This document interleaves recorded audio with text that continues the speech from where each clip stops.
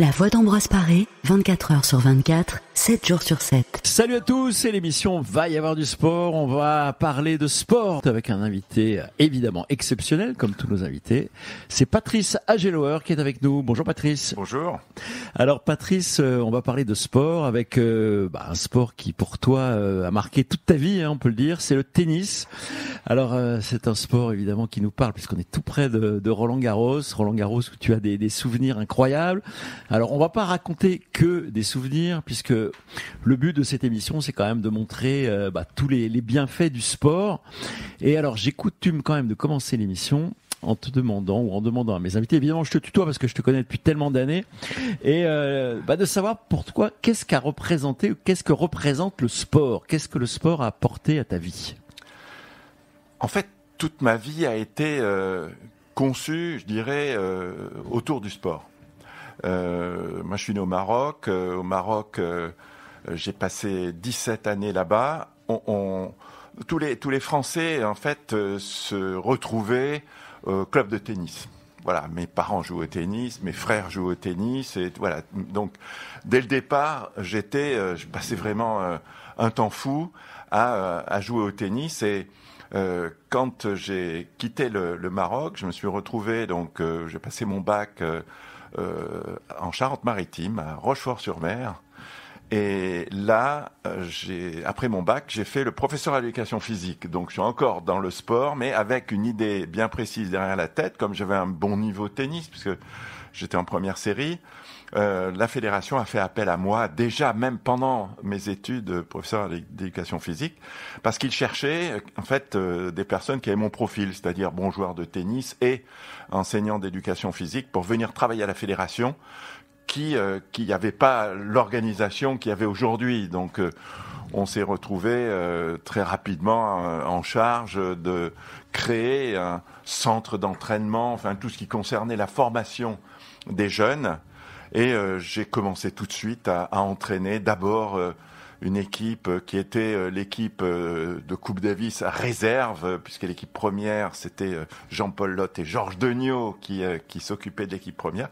Et j'ai eu en charge cette seconde équipe. Et alors, tout de suite après, c'était ça qui était en fait important et intéressant pour moi, on a créé toutes des structures avec des pôles France, c'est-à-dire des endroits où on peut allier le sport et les études.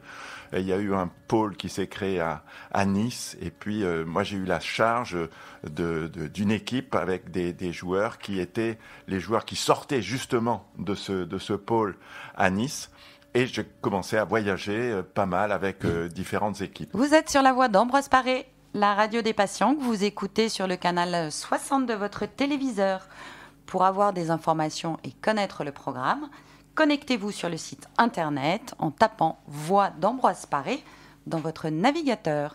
Nous sommes ensemble jusqu'à 20h, Gilda et Olivia au micro, et nous sommes ce soir sur les traces des artistes qui habitaient Paris. Donc on découvre les cités d'artistes parisiens. Et nous étions au bateau lavoir du comté de Montmartre, sur la butte Montmartre, qui a accueilli les premières toiles de Picasso et le cubisme. Alors, le bateau lavoir a joué un grand rôle dans la naissance de l'art moderne à Paris, et on le disait, il a sans doute été le théâtre de la naissance du cubisme, après la création des Demoiselles d'Avignon de Picasso. Outre le peintre espagnol Matisse, Braque et Léger, pour ne citer que, tout le monde, beaucoup de peintres ont participé à la légende de la cité. Mais le déclin commence dès le début des années 1910, ça va assez vite, les artistes reconnus s'en vont, d'autres sont appelés sur le front en 1914, c'est la Première Guerre mondiale, et le quartier de Montmartre va peu à peu être délaissé au profit de celui de Montparnasse et de la Ruche, qui deviendra, dans les années folles, le point de rencontre de l'école de Paris. Il y aura ensuite d'autres artistes, des peintres, des sculpteurs, des comédiens au bateau lavoir. Mais la tête de pont, c'était vraiment Picasso.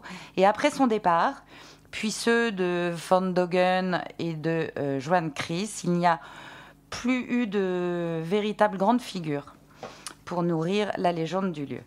Le site est quand même, est classé le 1er décembre 1969 sur décision d'André Malraux. Mais quelques mois plus tard, en 70, un incendie ravage toute sa structure en bois. Et à l'exception de sa façade, le bateau lavoir est entièrement détruit. En 78, un architecte, Claude Charpentier, entreprend de reconstruire le bâtiment, mais cette fois, il le fait en béton. Et rebelote, aujourd'hui, le bateau lavoir compte à nouveau des artistes, 25 ateliers occupés par des peintres, dont François Boiron, Claude Lucas, Georges et Nadia Saïkali, et des photographes, tels que Christophe Borgard. Le ministère de la Culture, qui a désigné les premiers occupants après la reconstruction, a veillé à conserver son caractère d'origine, le caractère international du lieu. Alors, où visiter ce bateau lavoir? C'est 13 place Émile Godot, Paris 18e. La voix d'Ambroise Paré, 24 heures sur 24, 7 jours sur 7.